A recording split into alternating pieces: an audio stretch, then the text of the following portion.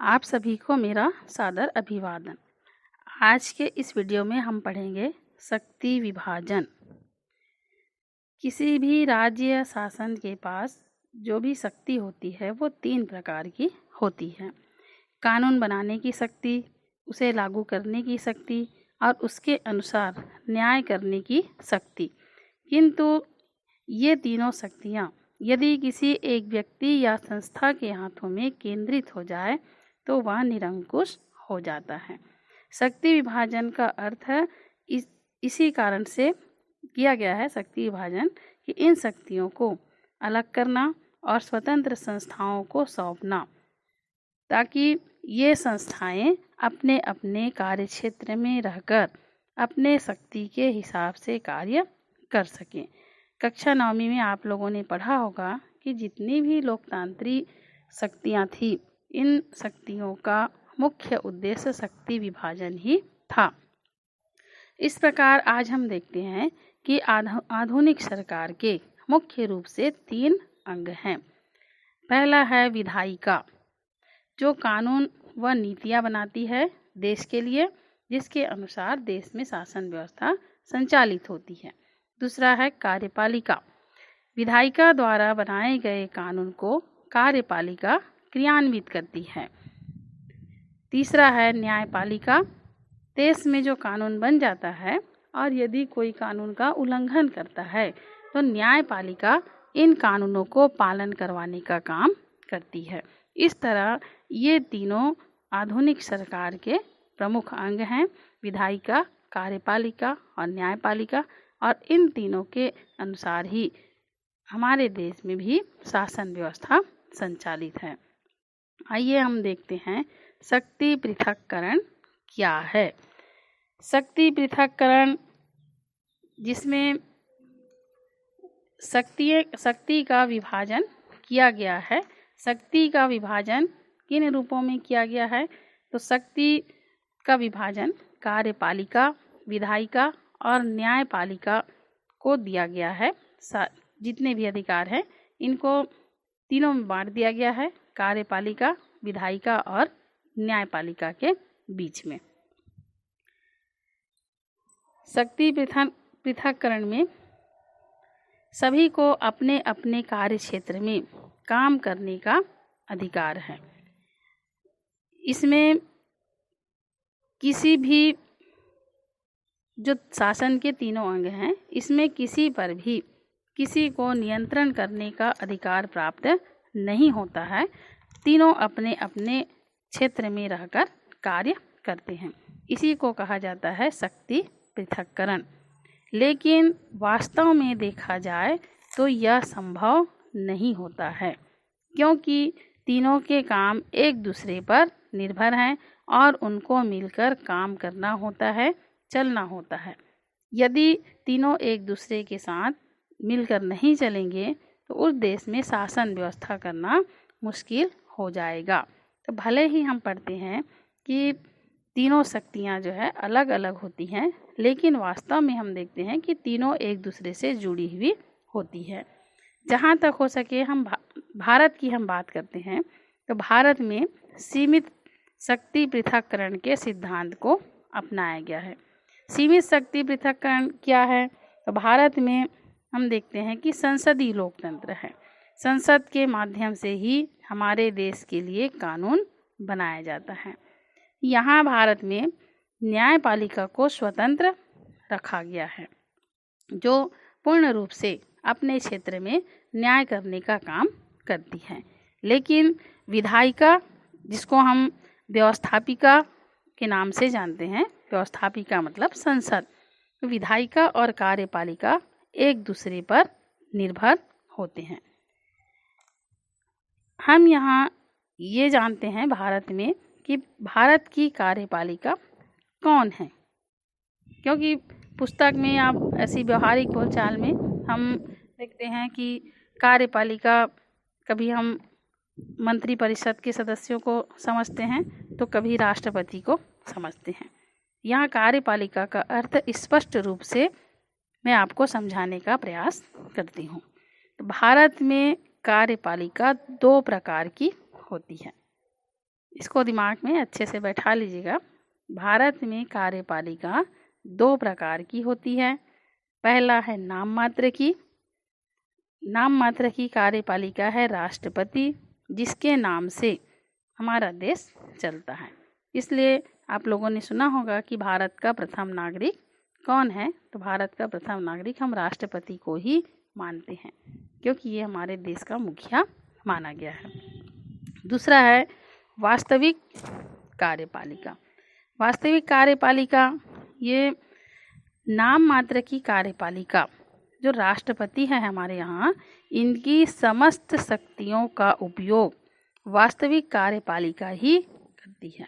वास्तविक कार्यपालिका कौन है? तो वास्तविक कार्यपालिका हमारे देश में होता है प्रधानमंत्री व मंत्रिपरिषद के सदस्य।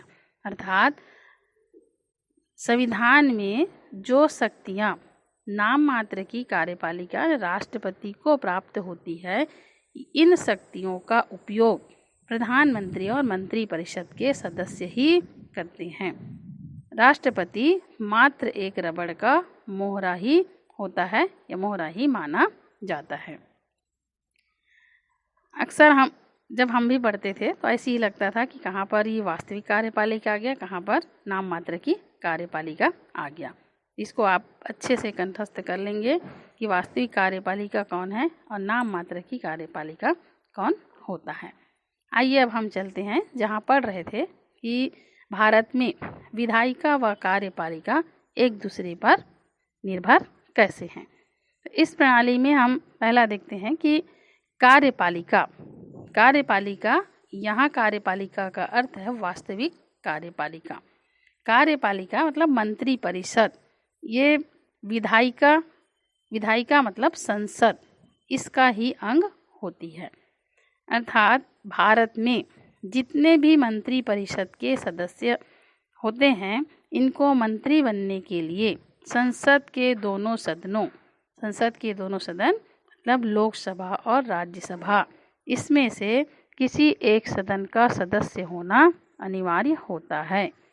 यदि मान लीजिए किसी ऐसे व्यक्ति को मंत्री बनने के लिए शपथ ग्रहण करवा दिया गया, लेकिन वो संसद के दोनों सदनों में से किसी भी एक सदन का सदस्य नहीं है, तो उसके लिए नियम है, इसको 6 माह के अंदर या तो लोकसभा का सदस्य बनना होगा या तो राज्यसभा का सदस्य बनना होगा, तभी वो मंत्री के पद पर रह सकता है। अन्यथा उसको 6 महीना के बाद अपने पद से इस्तीफा देना पड़ सकता है। तो यहाँ हम देखते हैं कि कार्यपालिका मतलब मंत्री परिषद और वास्तविक कार्यपालिका वास्तविक कार्यपालिका और संसद, संसद मतलब विधायिका या व्यवस्थापिका, इसका ही अंग होती है। और इस तरह हम देखते हैं कि भारत में विधायिका और कार्यपालिका, विधायिका मतलब संसद, कार्यपालिका मतलब मंत्री परिषद, दोनों में घनिष्ठ संबंध है। और मंत्री परिषद संसद के प्रति उत्तरदायी होता है, जवाबदेह होता है। मंत्री परिषद के जितने भी सदस्य हैं, यदि संसद में उनसे किसी भी विषय पर उनके विभाग से संबंधित प्रश्न पूछा जाएगा, तो उनको संसद सदस्यों के जवाबों का प्रश्नों का उत्तर देना ही पड़ेगा। इसलिए कहा गया है कि मंत्री परिषद के सदस्य संसद के प्रति उत्तरदायी होता है। इस प्रकार विधायिका व कार्यपालिका में घनिष्ठ संबंध होता है। कार्यपालिका के जितने भी सदस्य होते हैं, कार्यपालिका मतलब मंत्री परिषद, इसके जितने भी सदस्य होते हैं वो विधायिका यानी संसद के सदस्य होते हैं। इसलिए हम इन दोनों को अलग भारत में कर ही नहीं सकते, इनको अलग रखा ही नहीं जा सकता। अब हम देखते हैं कि जो नाम मात्र की कार्यपालिका है, ये विधायिका से इसका घनिष्ठ संबंध कैसा है।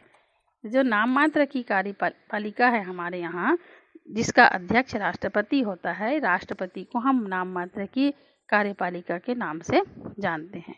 तो उसका संसद के से घनिष्ठ संबंध इसलिए होता है क्योंकि राष्ट्रपति ही संसद के सत्रों सत्रों मतलब बैठक। भारत में संसद का जब भी बैठक होता है तो इन बैठकों को बुलाने का काम राष्ट्रपति ही करती है। राष्ट्रपति की अनुमति के बिना संसद के सत्र या बैठक भारत में संचालित नहीं हो सकते। इस प्रकार राष्ट्रपति हमारे यहाँ विधायिका या संसद में दखल देती है। और भी कई प्रकार से भारत के राष्ट्रपति या नाम मात्र की जो कार्यपालिका है ये विधायिका के कार्यों में हस्तक्षेप कर सकती है। इस प्रकार भारत में विधायिका, जिसको हम व्यवस्थापिका के नाम से भी जानते हैं, संसद भी कहते हैं, और कार्यपालिका चाहे वो वास्तविक हो, प्रधानमंत्री उसके मंत्रिपरिषद के सदस्य हो, या नाम मात्र की हो, राष्ट्रपति हो, दोनों का संबंध विधायिका से होता है।